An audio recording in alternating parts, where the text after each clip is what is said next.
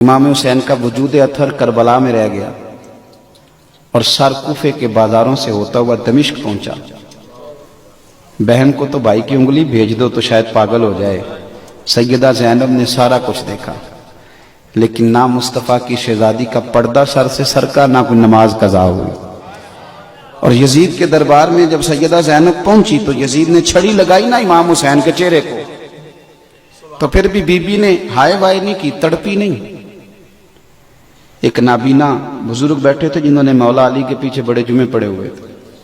وہ کہتے ہیں سیدہ نا ستون کے پاس با پردہ بیٹھی تھی تو وہاں سے اٹھی۔ ہماری تو بیویاں بات شروع کرتی ہیں تو اتنا روتی ہیں کہ بات کی سمجھ نہیں آتی، پیچھے سے اٹھی، پہلے اللہ کی حمد کی، پھر نانا مصطفیٰ پہ درود پڑا، پھر کہا ان اللہ مع الصابرین، اور پھر فرمانے لگی تو کہہ رہا ہے کہ معاذ اللہ تو جیت گیا ہے اور حسین بظاہر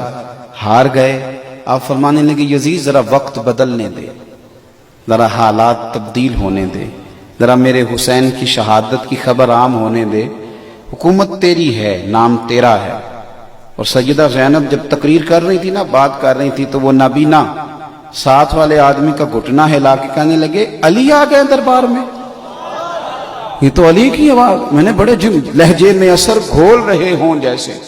اور جبریل امی بول رہے ہوں جیسے، دربار دمشق میں سیدہ زینب کا خطاب، منبر پہ علی بول رہے ہوں جیسے۔ میرے عزیز، حضرت سیدہ زینب فرمانے لگی حکومت بھی تیری ہے، اس وقت حالات بھی تیری طرف ہیں، لیکن ذرا وقت گزرنے دے، ٹائم تھوڑا بیت لینے دے، ذکر تیرا بھی ہوگا پر لوگ تجھے شر کی علامت کے طور پر جانیں گے، اور ذکر میرے حسین کا بھی ہوگا، اور خطیب خطبوں میں درود پڑھا کریں گے۔